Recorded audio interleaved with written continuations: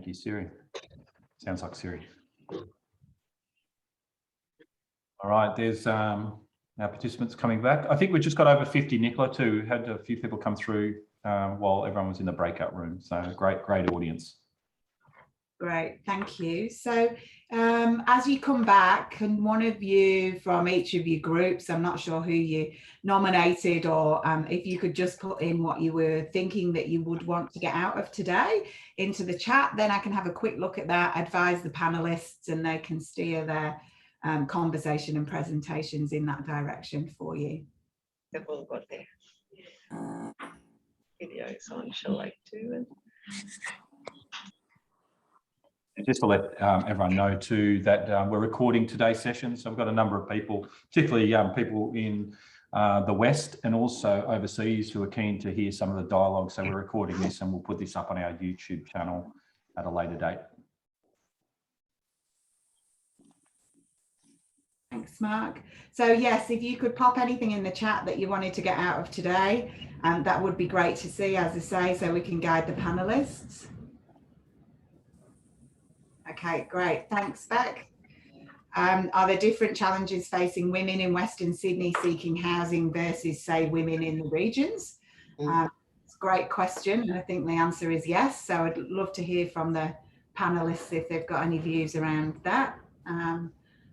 A collection of stigmatism for various reasons likely has a greater impact.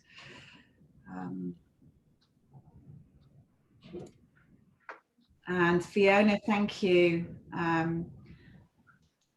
The three of us were seeking homelessness from the female perspective, the current situation in the sector, and the local homelessness experience in Western Sydney. So I think you're definitely going to get from the female perspective from our two lived experience advocates today, but also from the other female panelists as well, and the local homelessness experience in Western Sydney. We may be able to assist with, which is great.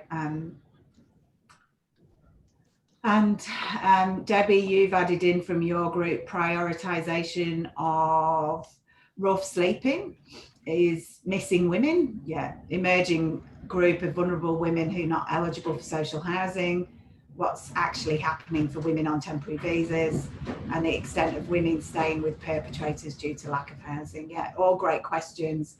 I think Catherine will probably give us some stats on the headline work that's been done in the Equity Economics report about women returning to housing without that being available. Sharon Kelly, would old buildings be repurposed as refuges for those who are in DV or homelessness circumstances? I think there might be a conversation that Michelle will bring up around meanwhile use housing and whether that's helpful or not. And Ms. Jane, what would be an ideal amount of tenants per building, bearing in mind not overcrowding? There was something from Nicholas, thank you, about the uncertainty of TA. Again, a question and comment about meanwhile use housing and the need for supported housing for women as part of a long-term solution. Absolutely, thank you, Christine. I'm sure that all of those issues are going to be raised by the panelists today.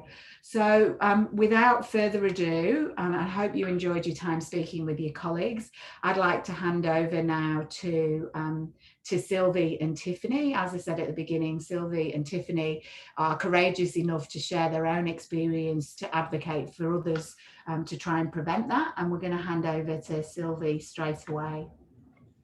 Sylvie, you good to go? Thanks, Sylvie. You're just on mute, so if you could take yourself off. Yeah. Over to you.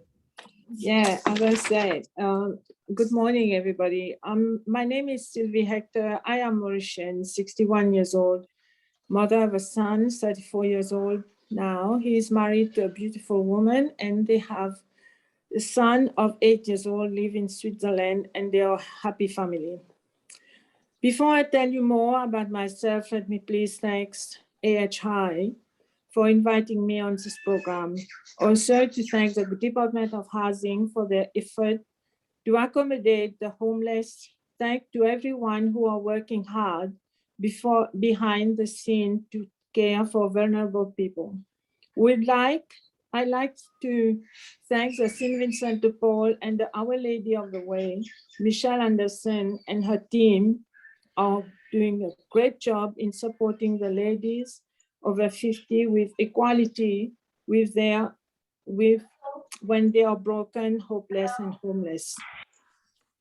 I have to say, no one deserves to be mistreated and homeless in the first place.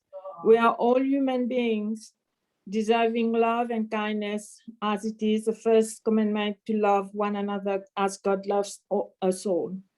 We are all responsible of who we become, no matter where we come from, how we were born, and by whom we were raised. We can all make a significant change for a better future generation by bringing what we can offer. We do not choose to be in this position, and yet there we are. In 2006, I moved to Australia, where I met a man who became my husband. I have never been married before. Growing up, my mom used to say a woman must submit to her husband. This was my attitude during my 10 years of marriage, submission. My dietitian advised me to see the psychologist, Dr. Jessica Swinburne, about my eating disorder. After a few visits with her, I was at this point aware that I was in a domestic violence situation. She gave me a phone number in case I would not feel safe. After 12 months of visitation, I had enough of this abusive situation. I made the call and they organized a room for me in a motel. I grabbed whatever I could and threw in a shopping trolley bag and walked out the door. I heard him shouting, "Where do you think you're going?" I left and never looked back. I went to the motel. I was ashamed and I was blaming myself of leaving him. In our culture, we do not do this. Women do not walk out the door when they had enough. The next day, I headed to the DHC and I was shocked when I was asked if I was homeless. At first, the question didn't sound right, but then the lady asked me again if I had a place to go, and I said no. This was a shock to me to realize what I had done to me and found myself homeless. That feeling was abominable, and I felt so diminished that I even wanted to go back. They placed me in a refuge for a few days. From there, I was moved to Our Lady of the Way, where I was interviewed by beautiful Michelle and Dawn, another lady with great compassion. It was hard to believe that these complete strangers were the help I needed. Then I remembered the word of God in Proverbs 3:5. Trust in the Lord with all your heart, lean not unto your own understanding. After some paperwork, they showed me to my room, and this place was peaceful. Living in this house, I have met many ladies, all over 50 years old, going through the same difficulties and hardships and some different situations and nations and cultures. We were all homeless. But with the hard work of Michelle battling on our behalf with the Department of Housing, we all have a place to call home at the end. I am very grateful to Our Lady of the Way of having allowed me to stay there for 11 months while waiting for the DHC to make me an offer.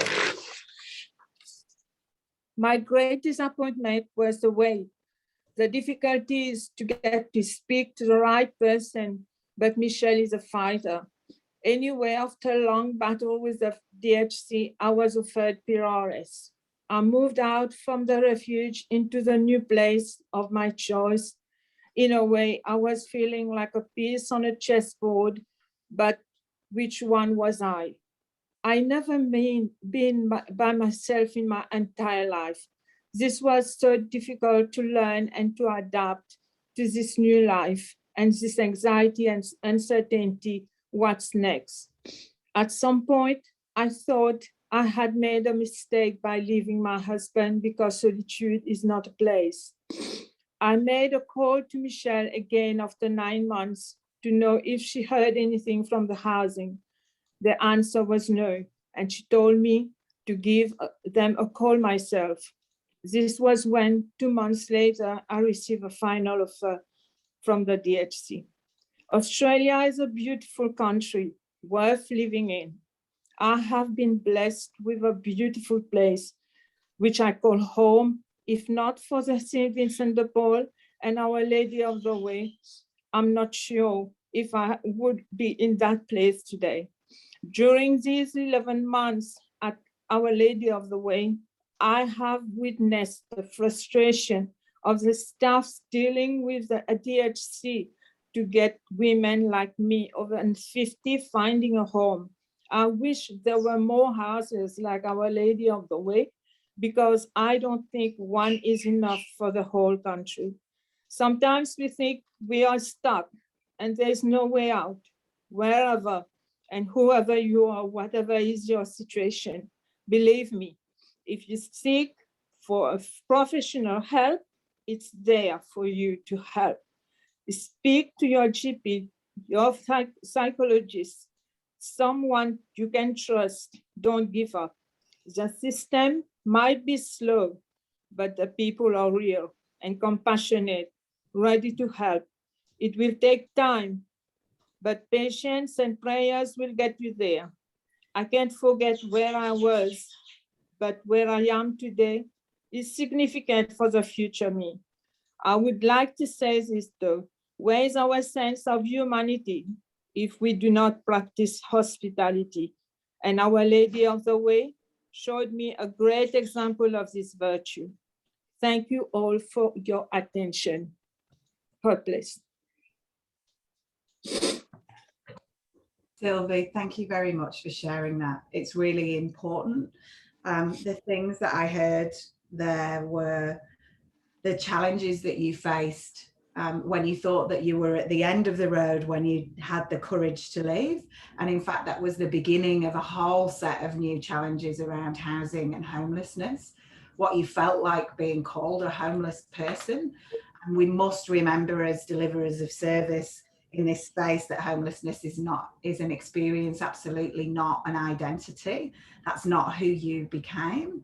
And the challenge that you faced in seeking long-term housing made you feel so diminished, was the words that you used, that you almost thought about going back to the situation. And I think that is a clear challenge, that the lack of housing and the difficulties that you've experienced are presented to so many women in that circumstance. So many. And I thank you for your bravery in talking to people here, but also in your bravery for facing the challenges. Thank you very much. Thank you. Thank you. Thanks, Sylvie. Over to Tiffany now. Wow. Thank you, Nicola. And that was such a touching story from Sylvie. I mean, I really relate to that. And it brings me back to the time in the crisis accommodation and meeting all the women. Yeah, thank you, Sylvie. Just, you really bolster my confidence in speaking as well. So thank you for that. My name is Tiffany, and I'm here to speak to you today about my experience going through the housing system and my own experience about homelessness. So I'm going to try and be a little bit more focused in my approach today, and I really want to answer some of the questions that I saw coming up from other panelists and maybe the people who have attended here today. So first, I'm going to preface with some contextual information and my background. So I'm 32 years old. I'm a female. And the reason that I experienced homelessness was due to domestic violence, and it was particularly intimate partner domestic violence. And I hope that I can share some useful information with you about my experience of going through the system to secure a housing outcome for myself. So I've heard some questions about how we can prevent women from entering these kinds of situations in the first place. And that's a very difficult question. I can speak for myself. My relationship with my ex-partner was quite a normal relationship. I mean, I would say that there were definitely red flags at the beginning, but for the most part, it was a normal relationship. I was with him for 2 years.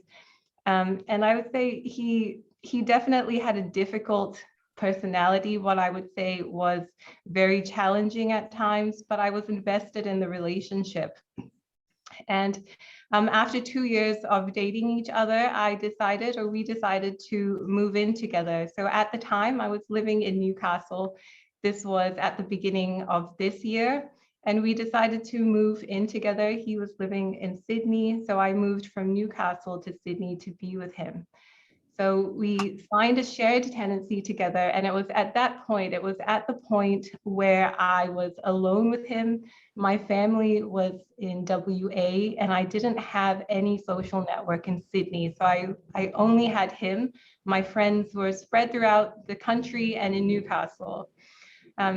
At that point, it very quickly escalated. The situation very quickly escalated. So I had not been in a previous domestic violence relationship. I didn't have any previous experience with housing or social housing of any kind. And so when it started, the whole situation was very confusing and very confronting for me.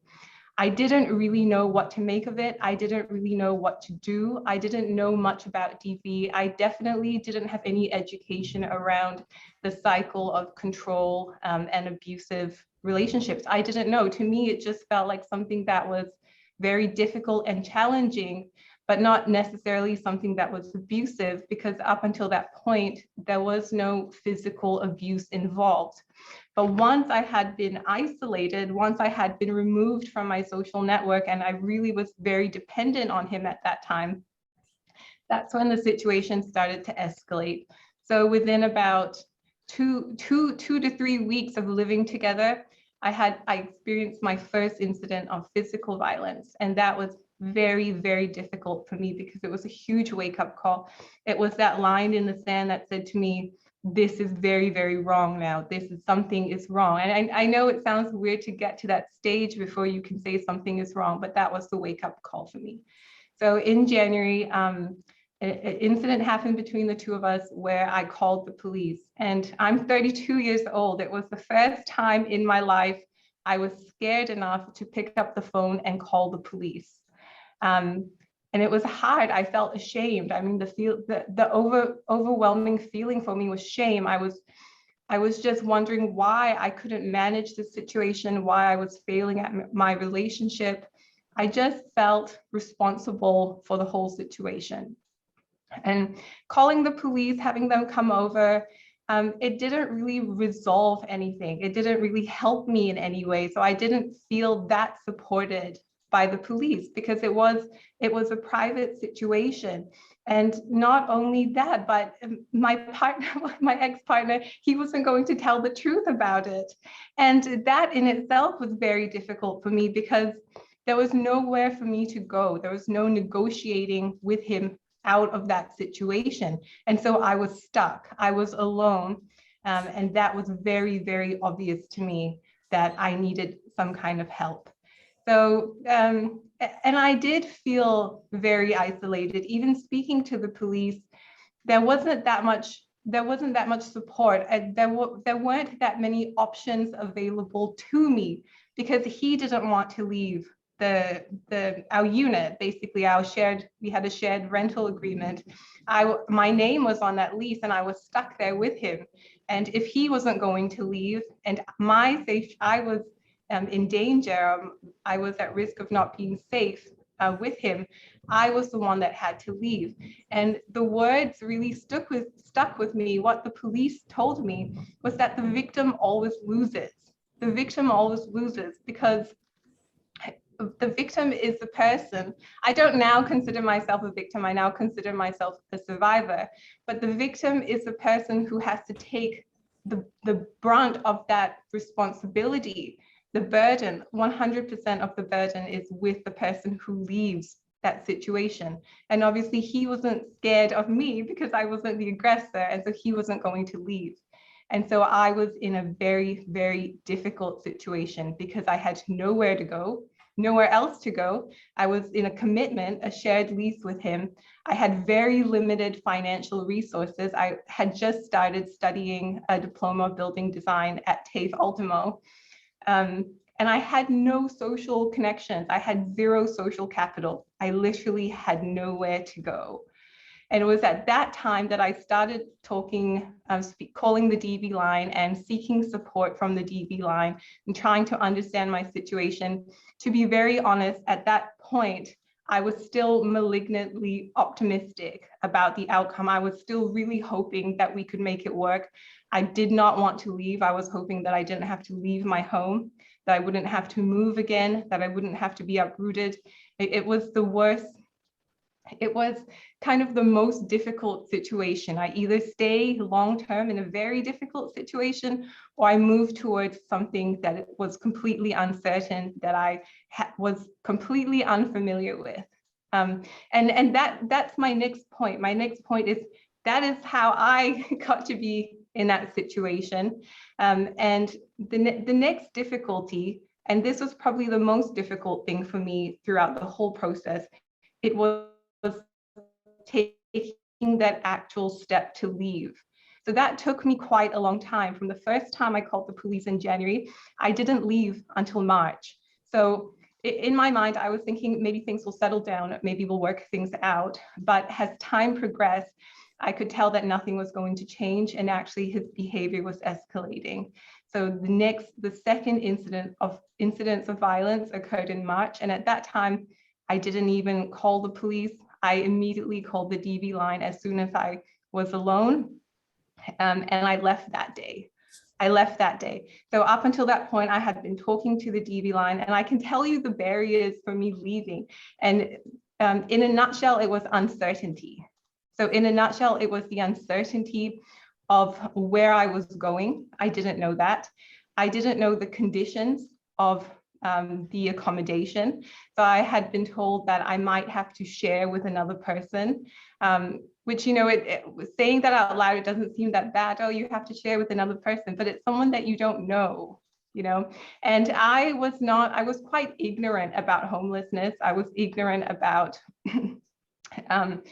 a system, and I had preconceived notions about crisis accommodation, and I had preconceived notions about the types of people who found themselves in crisis accommodation.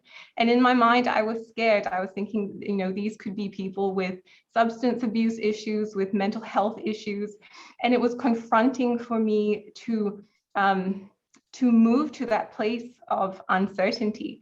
I knew that my situation was very bad. I knew it would be very bad for me to remain where I was. But in my mind, I kind of justified it by saying, well, at least I know what I'm dealing with. At least I know what it is. If I leave, I have no idea what it's going to be like. But it was bad enough that I did take that leap of faith, and I packed a couple of bags and I left.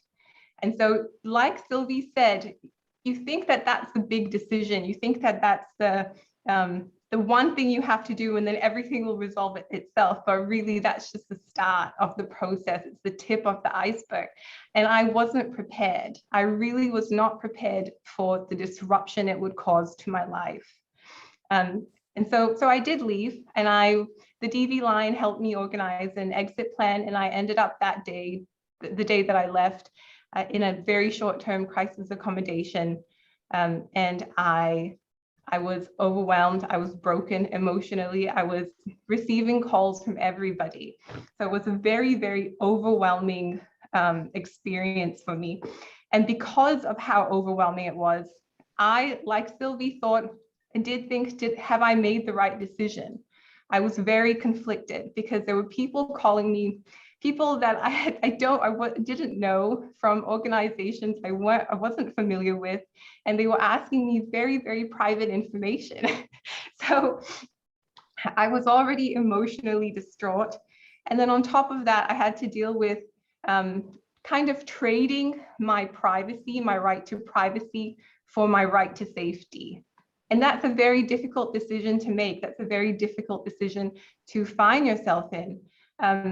But moreover, And the one feeling that stays with me about it is the resentment. I felt so resentful that I was the one that had to leave, and more or less my ex-partner's life continued as it was.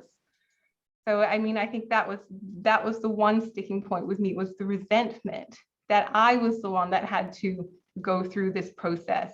And it is a process that is imbued with shame, because in many ways, I lost my control and autonomy over my own life, and being able to make my own decisions.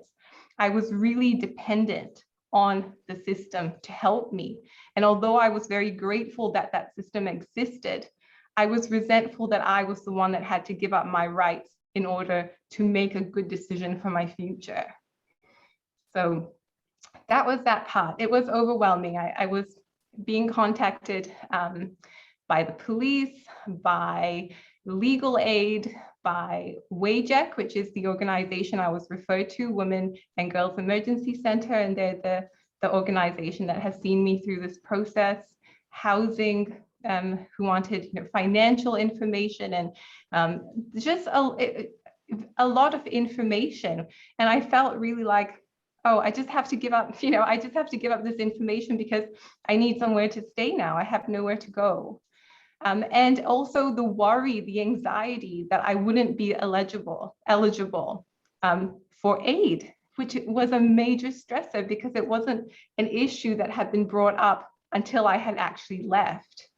And luckily I did fit into that category of someone who was eligible for aid.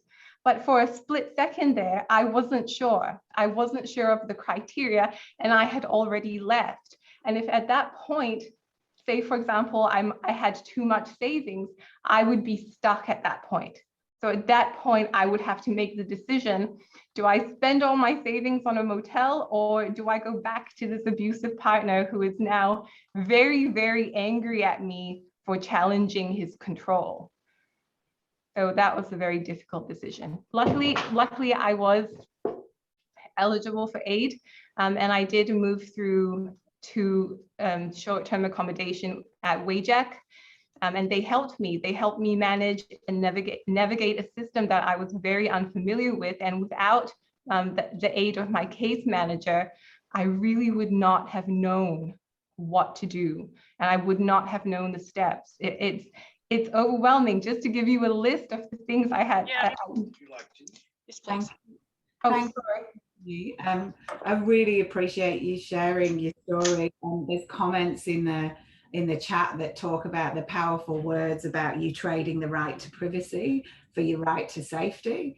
It's a tremendously wonderful reminder and stark reminder for us as service providers what it feels like to all that uncertainty, and you think that you're making the right decision and you lose control in a domestic violence relationship, but you equally, when you leave that, you feel like you've lost control in terms of your housing solution.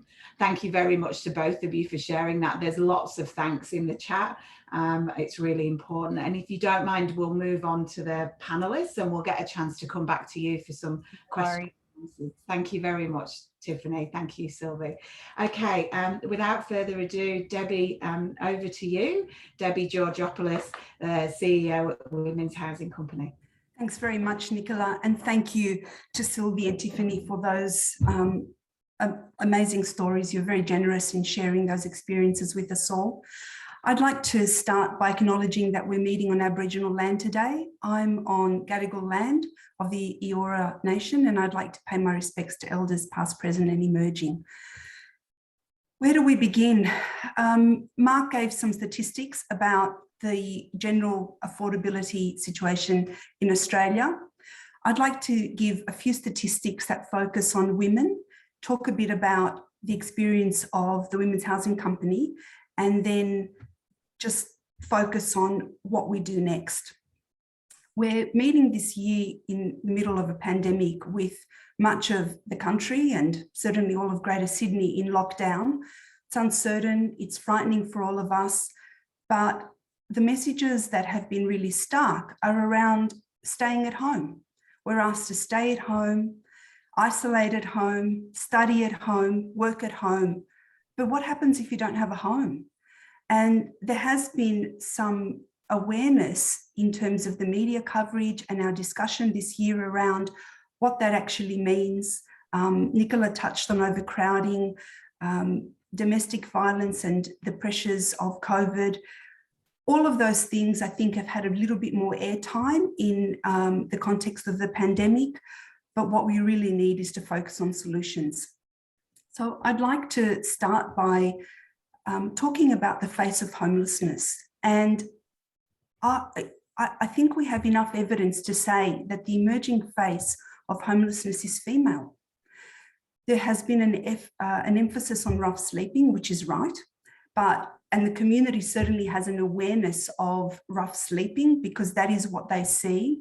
But in fact, all of the recent statistics are saying to us that the pressure points, the new group, the sheer numbers are actually from women who have not expected to find themselves in this situation, women who can barely say to us that they're homeless, and women who have had to endure domestic and family violence and weigh up the uncertainty of what it means to live in a situation where they know they actually cannot afford to secure housing for themselves and for their children if they leave. So that's a critical situation that we find ourselves in, one where we're having to juggle solutions to domestic violence and the fact that women need a home, and that has become unattainable in big parts of the country and certainly in our metropolitan areas, and in the last 12 months, many of our regional areas. So for me, we have a housing crisis, we have an emerging face of homelessness, which is female, and our services are at the front end experiencing that. In terms of some data, from the last two census, and we're waiting on the new one, which is happening this month, we know that older single women are emerging as the fastest growing group of homeless. Almost 60% of all clients who are supported by our specialist homelessness services are women. And the top reasons for women receiving homelessness assistance are domestic and family violence, housing crisis, financial difficulties, and mental health. So that's from the national data. All of those are interconnected. And I think that gives us enough of a picture to be able to say that the experience of women is pretty unique. In terms of the Women's Housing Company, we operate housing and homelessness services across all of Sydney.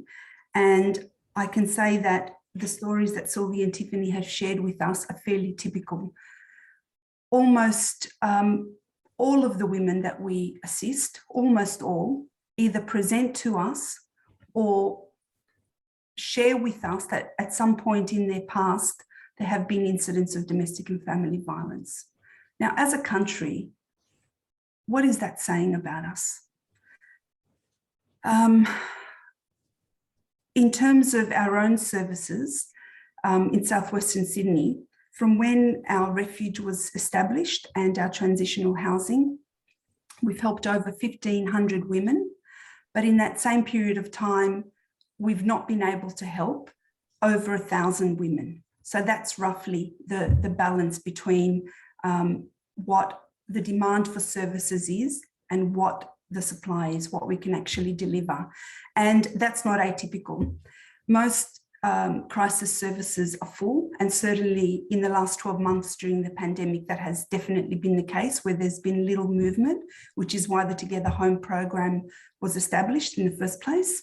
We know that that program is mainly targeting rough sleepers, and that they are in the main men. That's what the statistics so far are showing us. In terms of the age and the profile, our youngest client during that time was 18 and our oldest 85. It's not unusual for us to have several women at the refuge at any point in time who are in their 60s, 70s and 80s. And we sort of think, how is that possible? Crisis happens at a younger age. That's not right. They get to a certain point where they wake up one day and they say, today's the day. I'm actually not putting up with this violence anymore. And that's the day that they call. And if they're lucky enough to get a place, then they end up in a refuge. And so I know I'm speaking quite broadly, both from statistics through to our experience as an organisation, but it is a very broad picture, and it's a compelling picture in terms of the housing affordability crisis that we're facing as a country and the domestic violence crisis that we're facing as a country. Now, if we didn't know what the solutions were, it would be a really difficult situation, but we actually know what works. Our crisis accommodation services deliver an essential service, and we know what we're doing and it works. Our social housing system, when it can actually offer accommodation, is life-changing, but there's not enough of it. And we have an emerging group of women who have worked most of their life, who have some savings, but not enough for them to be in a group that is eligible for social housing, nor do they want it. And yet they're priced out of the private rental market and certainly out of home ownership.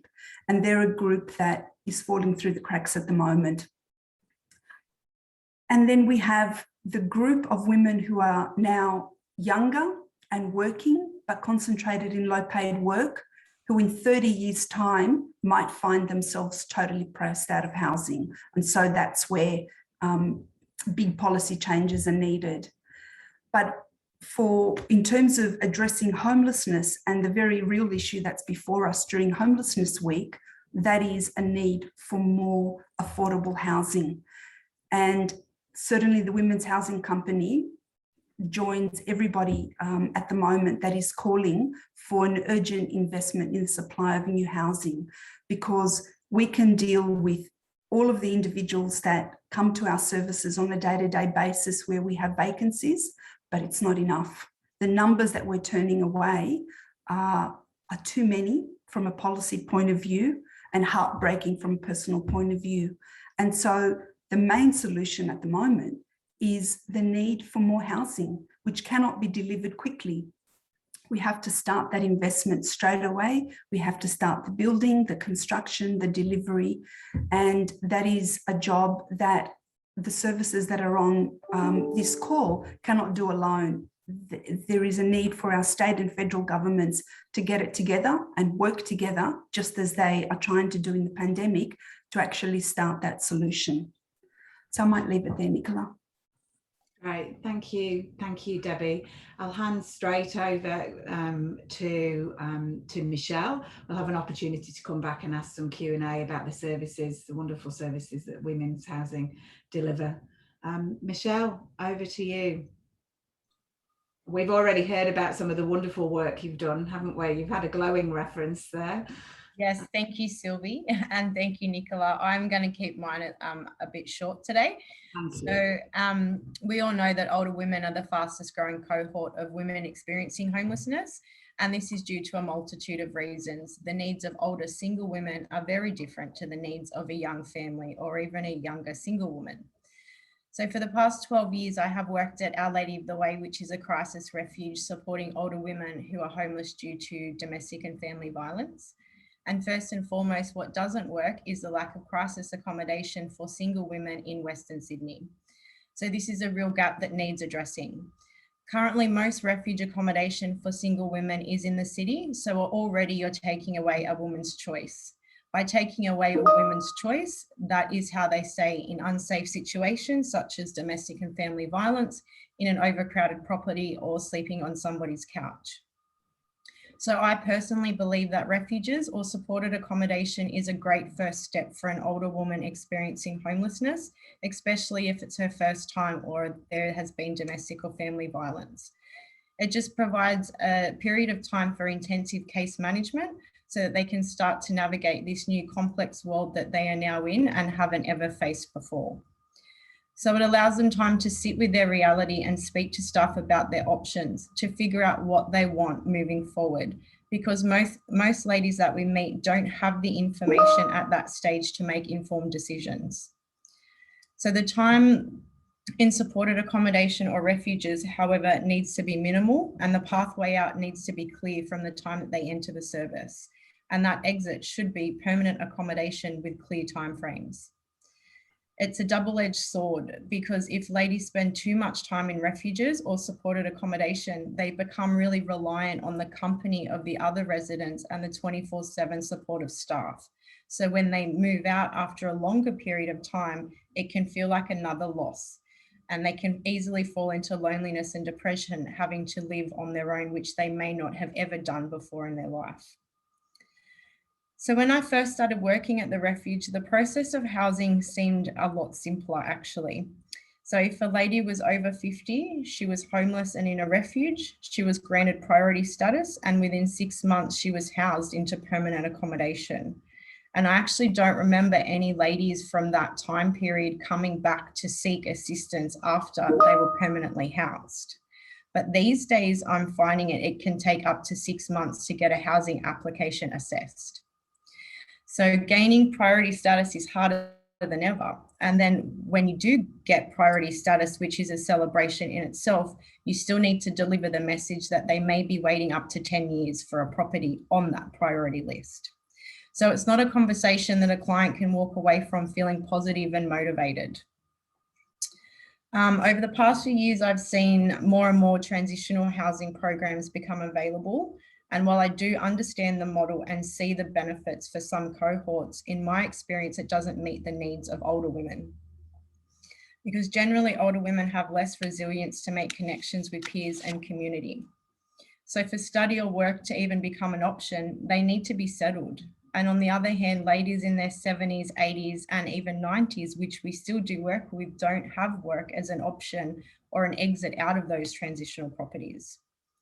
Another issue with transitional model is that usually clients can stay in them for up to 18 months, but very rarely will service providers actually tell the tenants that they have 18 months because they don't want them to see it as their forever home and get comfortable, which I understand given the transitional housing model. But again, these tenants are on 3 months leases and they have no sense of security. So in my experience working with women in transitional properties, the majority of the work is around emotional support and their anxiety about where they're going to go next and when that tenancy is going to end. And as a worker, I can't answer that question clearly for them.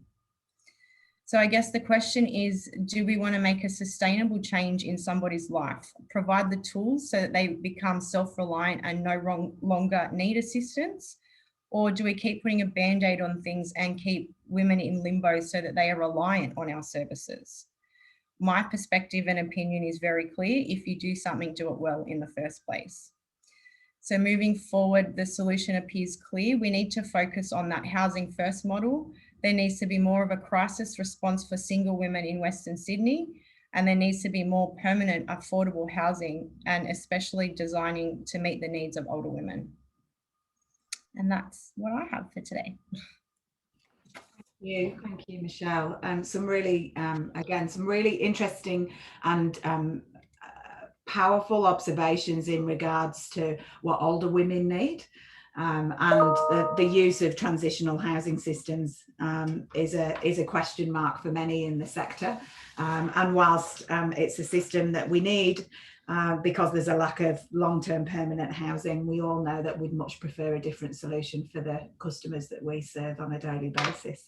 And finally, for a broader sector view, over to Catherine McInerney, the CEO at Homelessness New South Wales.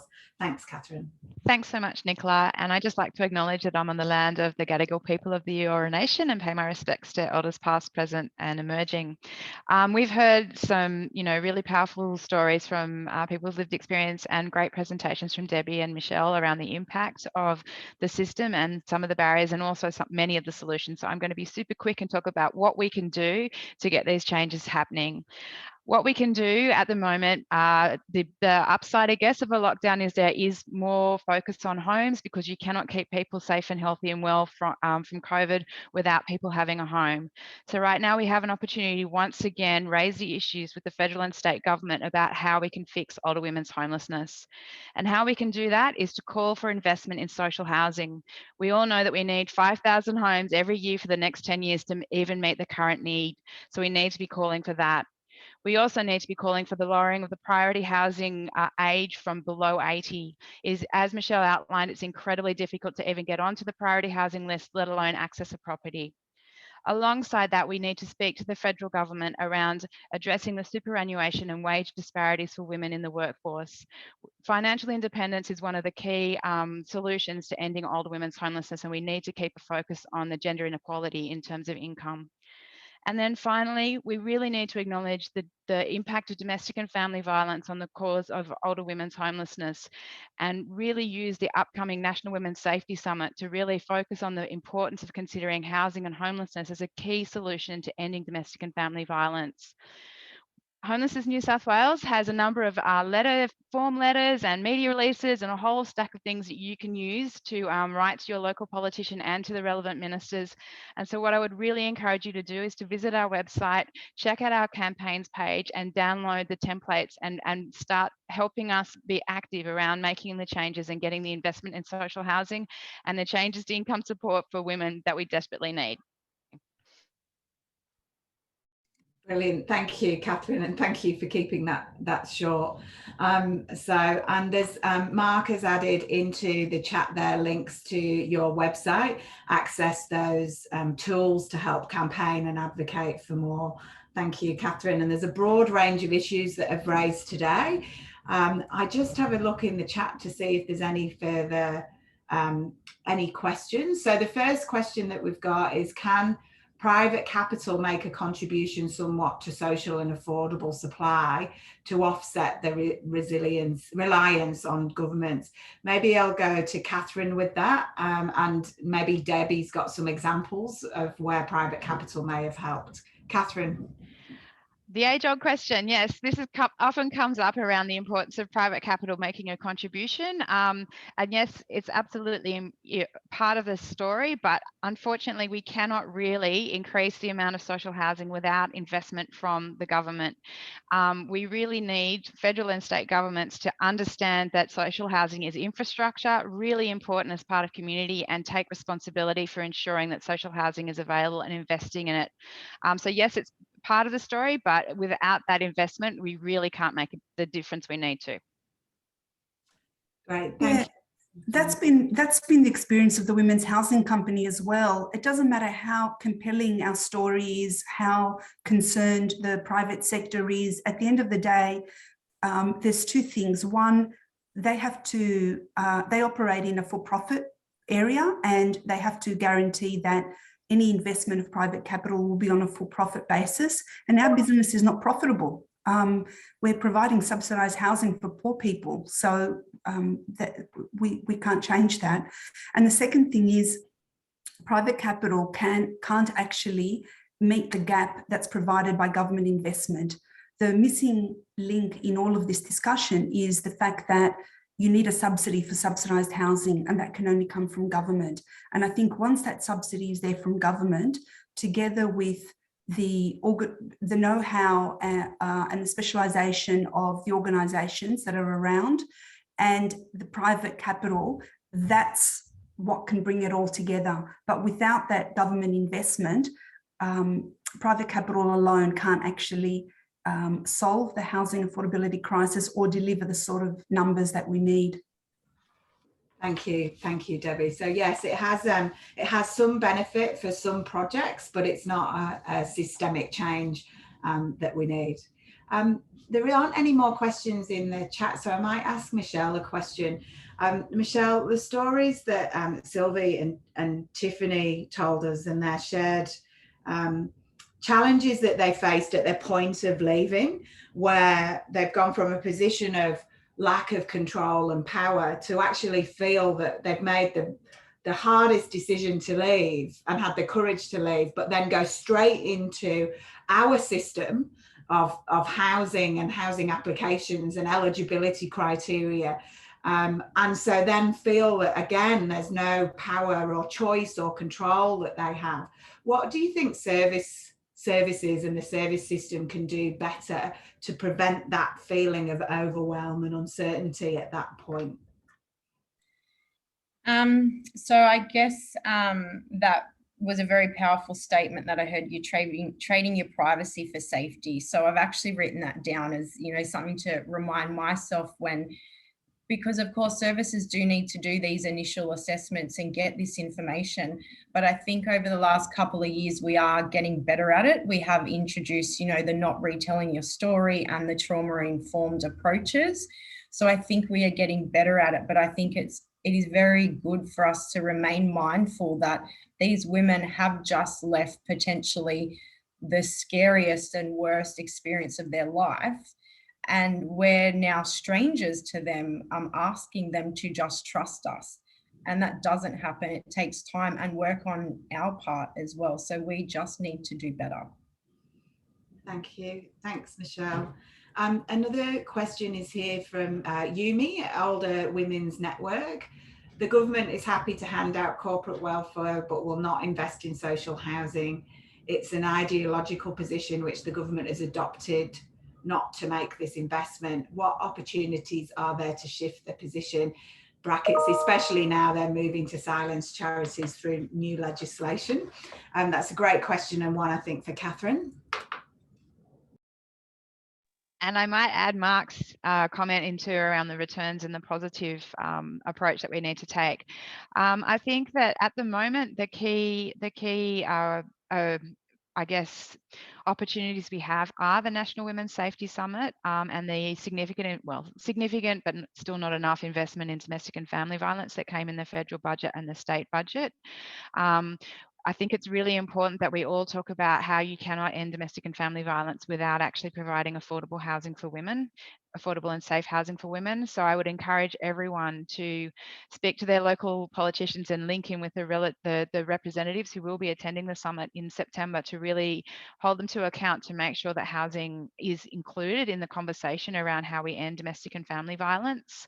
And to that end, Homelessness New South Wales, the Women's Housing Company, and a number of other organisations alongside the Everybody's Home campaign released some economic analysis on the returns on investing in housing to end domestic and family violence. And so we are absolutely trying to frame that in a positive way, not only in terms of the benefits for women, but also the economic benefits in investing in housing and preventing women having to go through the service system or returning to violence. So that's the main opportunity at the moment. And I think, I guess, alongside that, as Nicola has mentioned too, the lockdown, and particularly the lockdown in Southwest Sydney and Western Sydney, has really highlighted the impact of poor housing and substandard housing and overcrowding on the capacity of community to address COVID. And so I think we really need to be amplifying that issue and really talking about the importance of social housing, the importance of housing that meets the needs of families to keep our communities healthy and well. And so that is the other opportunity. So again, the Homelessness New South Wales website has a number of fact sheets and information around that. So I'd encourage you to use that to speak to state politicians at the moment. Thank you again, Catherine. It does feel like we do have an opportunity where there is many more people talking about the benefits of housing for health, because that's been forced upon. Of course, everybody here has known that for a long time, but the general population seem to be gathering the importance of home now. I think the interesting thing here as well is in Western Sydney, 1.8% of working age females experiencing homelessness in the region are in improvised dwellings, so in tents or rough sleeping. So that suggests that the issue, as we've heard, of women's homelessness in Western Sydney particularly, is largely invisible to the broader community. And so I think there's a lot of work to do with the broader population around what that looks like for women and their experience. We've got another question. Thank you, Jane. What can we do to broaden the view of governments to see homelessness as it's not only visible? Oh, look, this is exactly what we were just talking about. Not only visible rough sleeping, and includes circumstances of those who are hidden, notably women. So, Debbie, maybe a question for you. So the question. Yes, sorry, my unmute. Well, I think, again, multi-pronged. One is to continually feed back to government, but another thing is through personal stories, to actually sometimes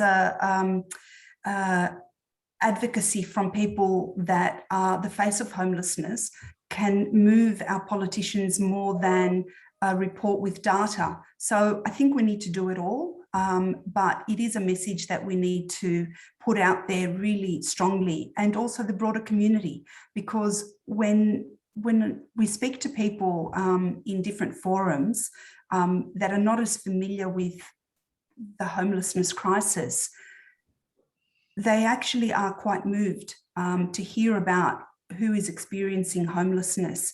And they then start sharing stories around, well, they know someone who either in their family or their neighborhood or their circle who is one paycheck away from being homeless themselves. And I think it's building the consensus and the momentum and the broader community concern that ultimately will help move our political leaders. Now, I know that's a really slow process, but I think we have to try all of those different strategies, because just doing the political advocacy through presenting submissions hasn't been working on its own as a strategy. Thank you, Debbie. Yes, lots of work to do, lots of resources available to you from Homelessness New South Wales, and lots of really strong, courageous women like Sylvie and Tiffany talking about and sharing their experiences will really help the position. And we still, as service providers, fight the good fight and remain optimistic and resilient and determined. And I think they're all characteristics of this sector and the customers that we serve in this sector. So I may wrap it up there, Mark. We've got the video. We've got the video that Debbie's organisation has produced for Homelessness Week. So if there's no further questions, then easy. Oh yeah, you go, Nicola. One more question. What's an ideal? Oh, I'm not sure that we can answer that in that context. What's the ideal amount per building? I'm not sure that we can answer that. It's a broader question, I'm afraid, Jane. We did manage to answer one of your questions, so thank you. So we're happy to play the video and then wrap up from there. Yep, I can do that, Nicola. If anything was going to break in our event today, it's going to be this video and me sharing it. So here's fingers crossed at my end. So here we go. I'm going to hit play. You guys can hear that? It's a little.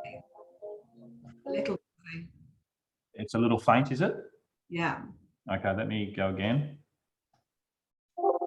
Okay, I'm going to start again.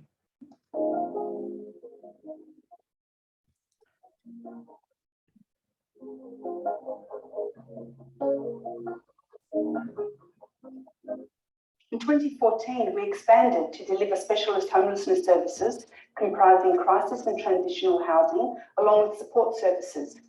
In other words, a refuge for women who are homeless, medium-term housing for women to get back on their feet, and support for women in the community to avoid becoming homeless. There was no hope. I thought I had no hope. I thought that man would end up killing me. That's how violent he was.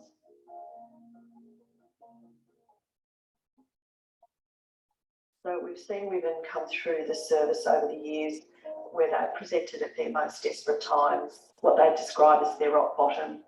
There's no stereotype of homelessness, but a lot of people have homelessness in their mind as sleeping on the street. That is not what single women experience.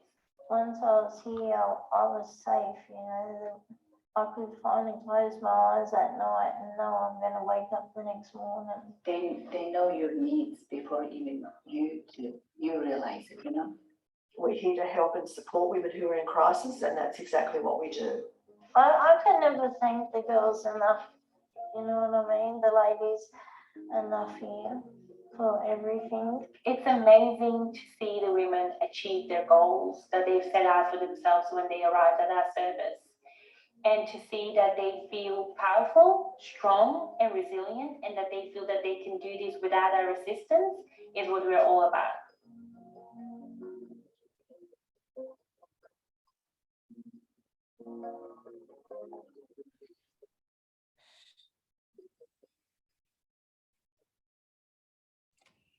Great work, Debbie. Really appreciate. And there is a longer version of that on the Women's Housing website and that you've been promoting, which is a great watch as well.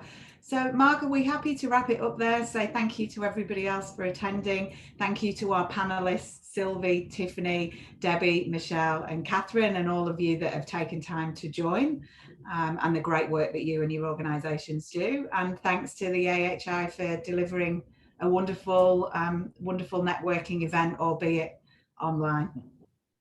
Yeah, thank you, Nicola. Thanks to everyone in attendance. The recording from today's event will be up on our YouTube channel probably today.